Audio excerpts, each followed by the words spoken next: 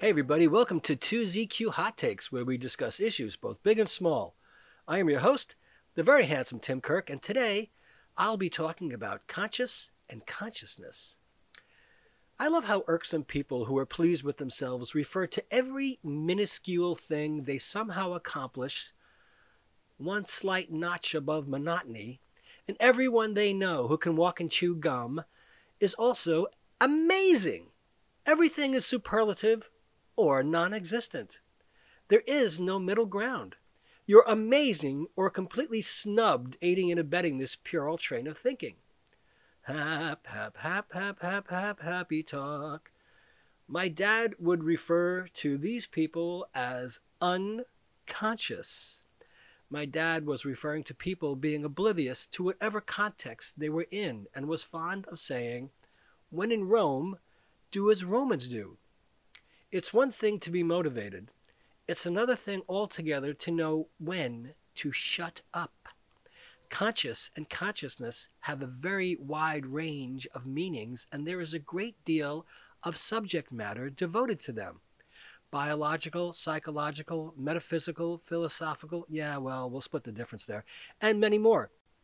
The essence of this podcast is to remind people to be aware of yourself and the world around you. Context. My philosophy of look where you're going, pay attention to what you're doing, say excuse me, please, thank you, and you're welcome when appropriate, and get out of the way meshes with a good deal of all of the subject matter, in my mind, of course. And I know that seems quite vulgar, but vulgarity is part and parcel of consciousness. Otherwise, we wouldn't know what it is. So, to that end, one thing that annoys me, and I am completely guilty as well, is the idea that what is fallaciously referred to as stream of consciousness as a valid method of self-expression for many individuals, particularly while drunk or stoned or high or in a chemically altered state of consciousness. I call it CLEP because you can witness this nonsensical gibberish in New York City all day, every day. Also, believe me, nobody is that interesting, especially when not particularly sober.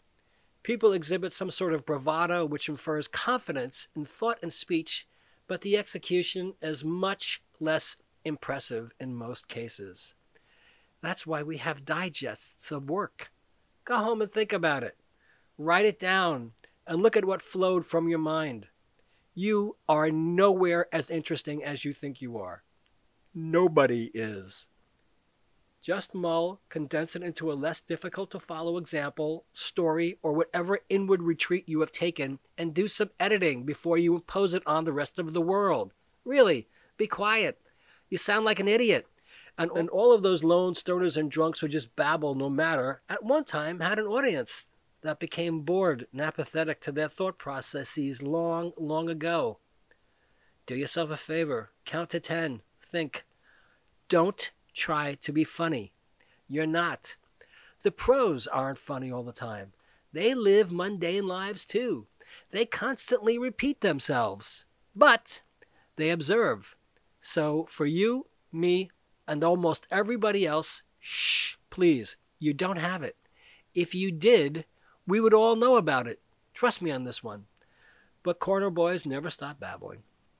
Or go to an open mic and see what the world of desperation is like. Talk about being unconscious. It is sad, but they don't give up, and I have to assume people in their lives gave up on them long ago, or they just don't get enough attention and affection to satisfy the cravings they desire so strongly, or even have anything else of any worthwhile meaning or significance to do to fill the empty void in their existence.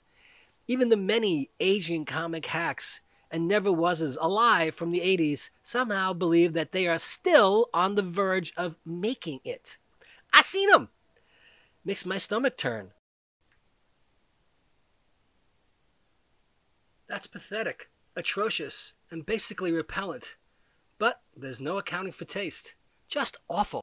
Just contemplate that great thinkers could not and cannot speak and think simultaneously for any prolonged period of time, save for a precocious few, and I mean few, not like one in every classroom.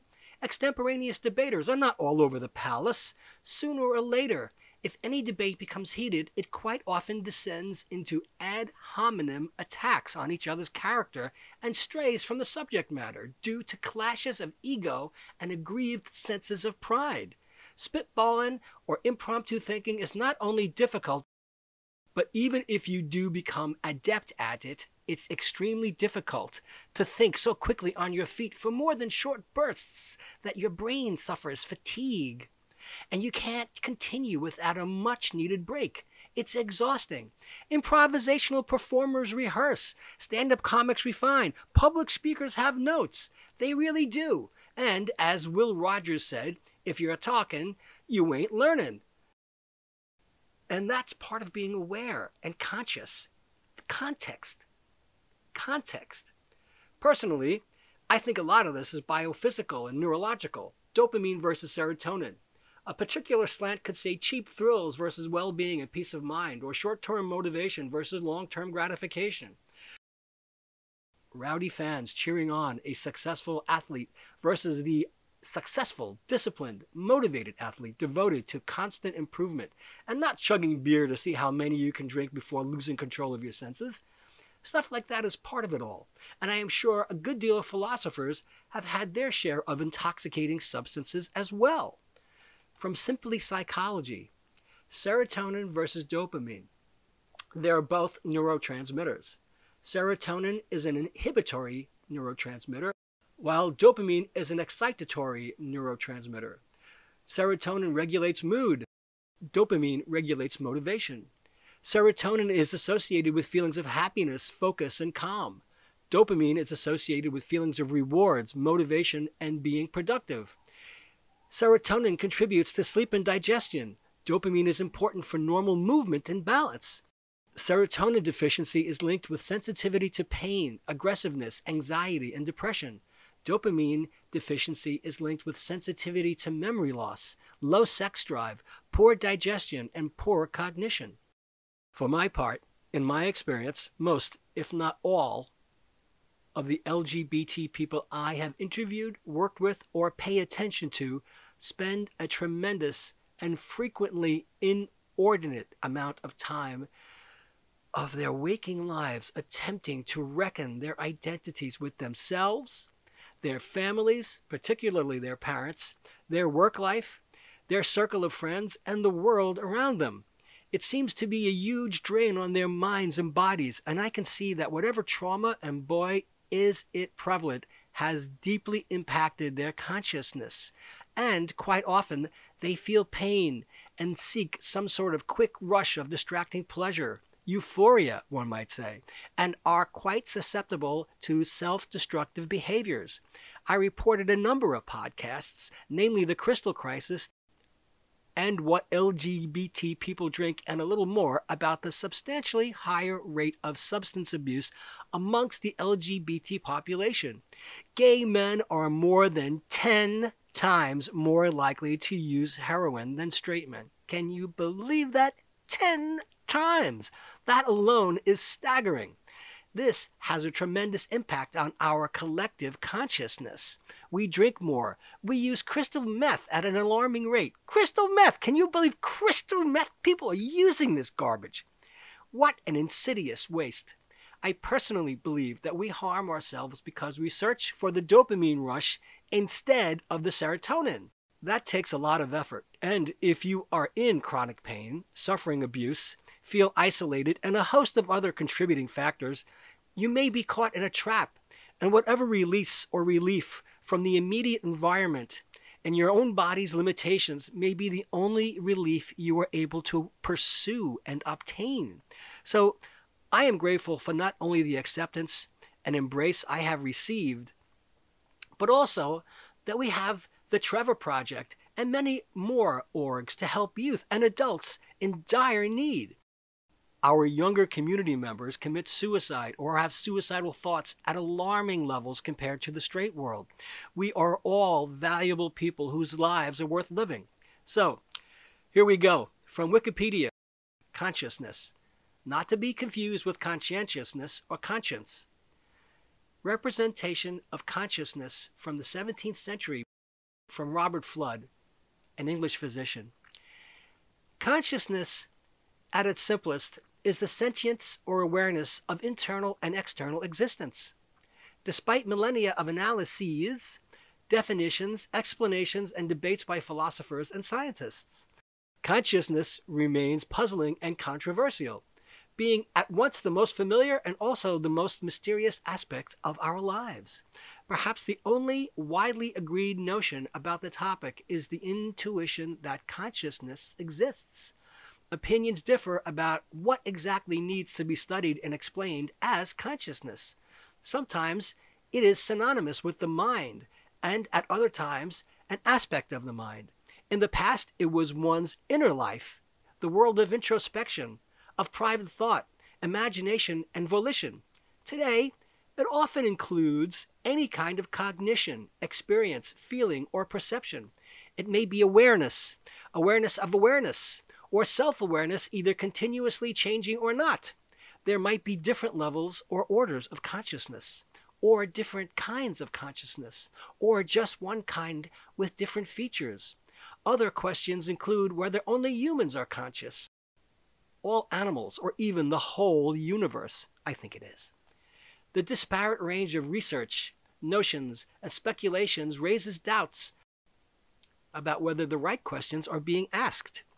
Examples of the range of descriptions, definitions, and explanations are simple wakefulness, one sense of selfhood or soul explored by looking within, being a metaphorical stream of contents, or being a mental state, mental event, or mental process of the brain, having phenomena or qualia and subjectivity, being the something that it is like, have or be it, being the inner theater or the executive control system of the mind.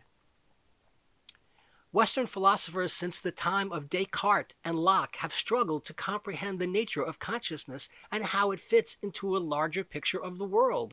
These issues remain central to both continental and analytic philosophy, in phenomenology and the philosophy of mind, respectively. Some basic questions include whether consciousness is the same kind of thing as matter, whether it may ever be possible for computing machines like computers or robots to be conscious, how consciousness relates to language, how consciousness of being relates to the world of experience, the role of the self in experience, whether individual thought is possible at all, and whether the concept is fundamentally coherent.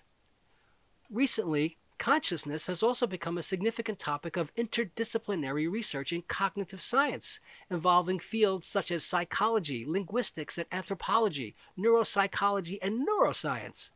The primary focus is on understanding what it means biologically and psychologically for information to be present in consciousness, that is, on determining the neural and psychological correlates of consciousness. The majority of experiential studies assess consciousness in humans by asking subjects for a verbal report of their experiences.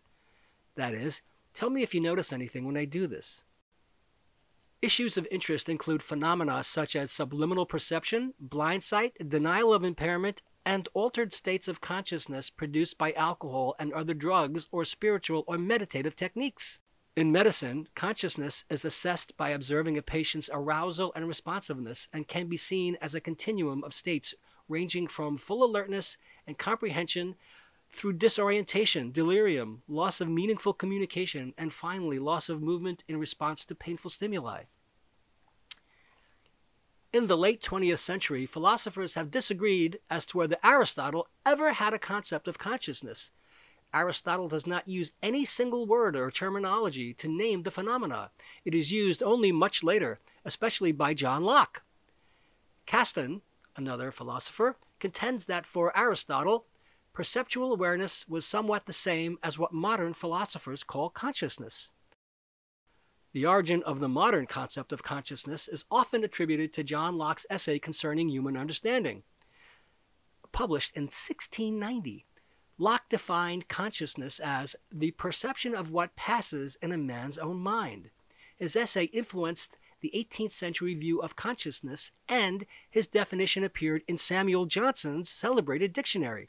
Consciousness is also defined in the 1753 volume of Diderot and D'Alembert's Encyclopedia, the opinion or internal feeling that we ourselves have from what we do. Well, the dictionary definitions of the word consciousness extend through several centuries and reflect a range of seemingly related meanings, with some differences that have been controversial, such as the distinction between inward awareness and perception of the physical world, or the distinction between conscious and unconscious, or the notion of a mental entity or mental activity that is not physical.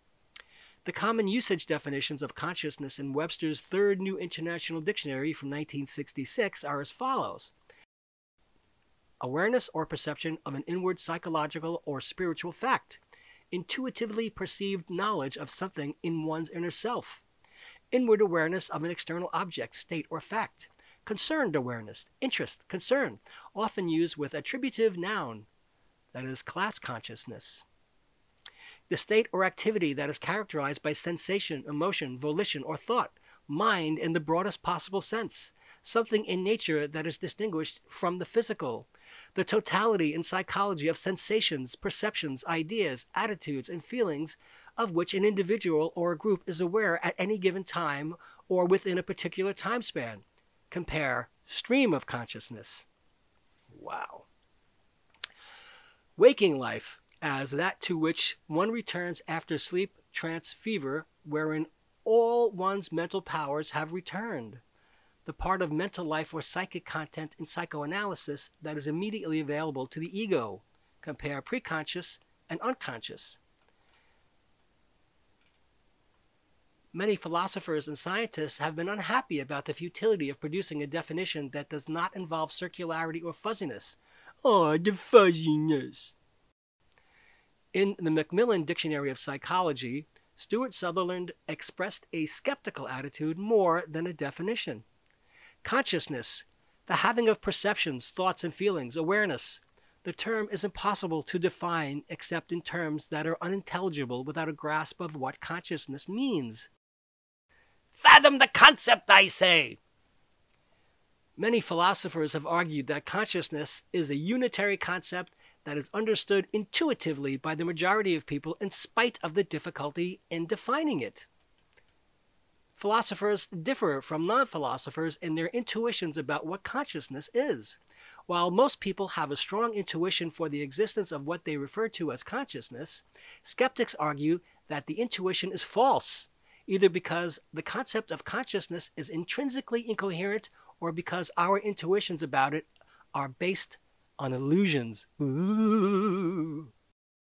William Lycan argued in his book Consciousness and Experience that at least 8 clearly distinct types of consciousness can be identified: organism consciousness, control consciousness, consciousness of, state event consciousness, reportability, introspective consciousness, subjective consciousness, self-consciousness, and that even this list omits several more obscure forms. Mental processes such as consciousness and physical processes such as brain events seem to be correlated. However, the specific nature of the connection is unknown. The first influential philosopher to discuss the question specifically was Descartes, and the answer he gave is known as Cartesian dualism. Descartes proposed that consciousness resides within an immaterial domain he called res cogitans, the realm of thought, in contrast to the domain of material things, which he called res extensa, the realm of extension. He suggested that the interaction between these two domains occurs inside the brain, perhaps in a small midline structure called the pineal gland. Although it is widely accepted that Descartes explained the problem cogently, few later philosophers have been happy with his solution, and his ideas about the pineal gland have been especially ridiculed. However, no alternative solution has gained general acceptance. Proposed solutions can be divided broadly into two categories: dualist solutions that maintain Descartes' rigid distinction between the realm of consciousness and the realm of matter, but give different answers for how the two realms relate to each other, and the monist solutions that maintain that there is really only one realm of being, of which consciousness and matter are both aspects. Each of these categories itself contains numerous variants. The two main types of dualism are a substance dualism, which holds that the mind is formed of a distinct type of substance not governed by the laws of physics, and property dualism, which holds that the laws of physics are universally valid but cannot be used to explain the mind. The three main types of monism are physicalism, which holds that the mind consists of matter organized in a particular way; idealism, which holds that only thought or experience truly exists and matter is merely an illusion; and neutral monism, which holds that both mind and matter are aspects of a distinct essence that is itself identical to neither of them. There are also, however, a large number of idiosyncratic theories that cannot cleanly be assigned to any of these schools of thought. The most commonly given answer is that we attribute consciousness to other people because we see that they resemble us in appearance and behavior. We reason that if they look like us and act like us, they must be like us in other ways, including having experiences of the sort that we do. There are, however, a variety of problems with that explanation. For one thing, it seems to violate the principle of parsimony by postulating an invisible entity that is not necessary to explain what we observe. Some philosophers, such as Daniel Dennett, in an essay titled "The Unimagined Preposterousness of Zombies," argue that people who give this explanation do not really understand what they are saying. That seems pertinent in today's cultural climate. More broadly, philosophers who do not accept the possibility of zombies generally believe that consciousness is reflected in behavior, including verbal behavior, and that we attribute consciousness on the basis of behavior. A more straightforward way of saying this is that we attribute experiences to people because of what they can do, including the fact that they can tell us about their experiences. The topic of animal consciousness is beset by a number of difficulties. It poses the problem of other minds in an especially severe form because non-human animals, lacking the ability to express human language, cannot tell humans about their experiences. Also, it is difficult to reason objectively about the question, because a denial that an animal is conscious is often taken to imply that it does not feel, its life has no value, and that harming it is not morally wrong. Descartes, for example, has sometimes been blamed for mistreatment of animals due to the fact that he believed only humans have a non-physical mind. Most people have a strong intuition that some animals, such as cats and dogs, yes, are conscious, while others, such as insects, are not.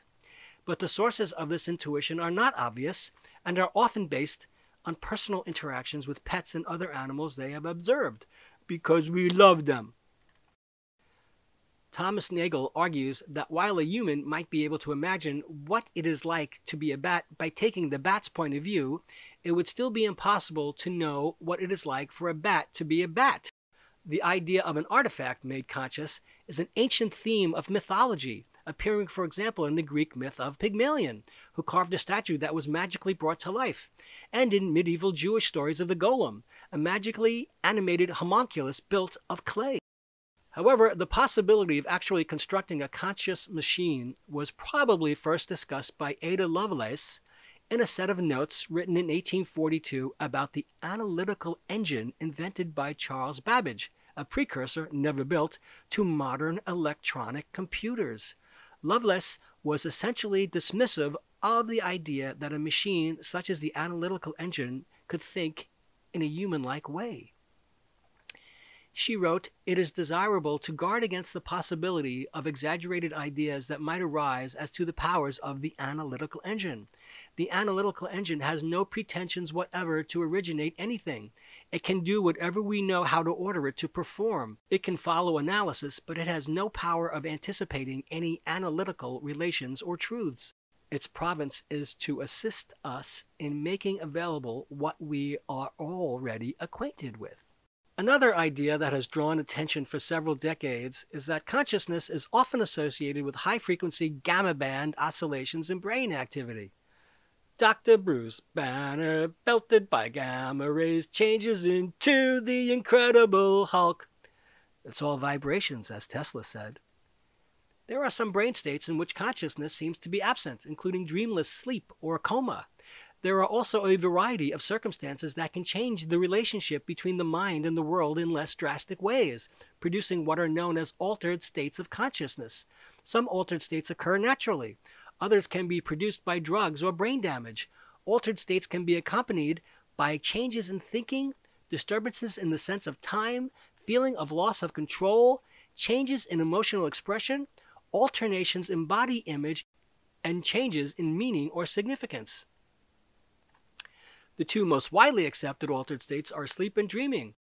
Although dream sleep and non-dream sleep appear very similar to an outside observer, each is associated with a distinct pattern of brain activity. Immanuel Kant asserted that the world as we perceive it is organized according to a set of fundamental intuitions which include object. We perceive the world as a set of distinct things, shape, quality, color, warmth, etc., space, distance, direction, and location, and time. Some of these constructs, such as space and time, correspond to the way the world is structured by the laws of physics. For others, the correspondence is not as clear. Stream of consciousness. William James is usually credited with popularizing the idea that human consciousness flows like a stream in his Principles of Psychology in 1890. According to James, the stream of thought is governed by 5 characteristics. Every thought tends to be part of a personal consciousness. Within each personal consciousness, thought is always changing. Within each personal consciousness, thought is sensibly continuous. It always appears to deal with objects independent of itself. It is interested in some parts of these objects to the exclusion of others. It is not a type of stand-up comedy. A similar concept appears in Buddhist philosophy, expressed by the Sanskrit term Sita Samtana, which is usually translated as mind stream or mental continuum. Buddhist teachings describe that consciousness manifests moment to moment as sense impressions and mental phenomena that are continuously changing. The purpose of the Buddhist practice of mindfulness is to understand the inherent nature of the consciousness and its characteristics. In the West, the primary impact of the idea has been on literature rather than science. Stream of consciousness as a narrative mode means writing in a way that attempts to portray the moment-to-moment thoughts and experiences of a character. The technique perhaps had its beginning in the monologues of Shakespeare's plays and reached its fullest development in the novels of James Joyce and Virginia Woolf, although it has been used by many other noted writers. To most philosophers, the word consciousness connotes the relationship between the mind and the world. To writers on spiritual or religious topics, it frequently connotes the relationship between mind and God, or the relationship between the mind and deeper truths that are thought to be more fundamental than the physical world. The mystical psychiatrist Richard Maurice Bucke, author of the 1901 book Cosmic Consciousness, A Study in the Evolution of the Human Mind, distinguished between 3 types of consciousness: simple consciousness, awareness of the body, possessed by many animals; self-consciousness, awareness of being aware, possessed only by humans; and cosmic consciousness, awareness of the life and order of the universe, possessed only by humans who are enlightened. Many more examples could be given, such as the various levels of spiritual consciousness presented by Prem Saran Satsangi and Stuart Hameroff. Another thorough account of the spiritual approach is Ken Wilber's 1977 book, The Spectrum of Consciousness, a comparison of Western and Eastern ways of thinking about the mind. Wilber described consciousness as a spectrum with ordinary awareness at one end and more profound types of awareness at higher levels. Well, hey! Hoi! Phew! Put that in your pipe and smoke it. Thanks for listening. See you next time. And as the kiddies say, peace out.